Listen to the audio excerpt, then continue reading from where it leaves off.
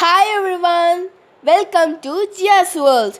Today we are looking some facts about peacock. This video is for school children. Peacock is the national bird of India. They are most beautiful bird in the world. It has a crown on its head. The crown is very attractive. Peacock dance in rain. Peacock like cloud very much. Peacocks live in garden and forest. The male peacock has long neck and long tail. Male has a long shimmery pendant green and blue feathers which extremely used during the breeding seasons of attract the female. Female peacock is called peahen. Female has dark green neck. It also have crown.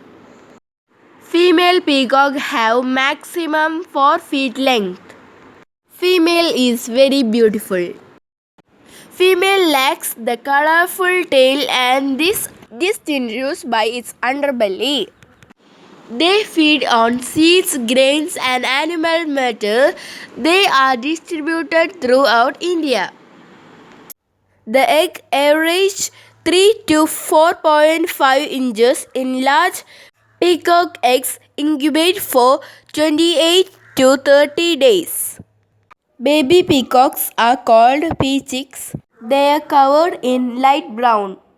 Peacock young ones are 12 cm long.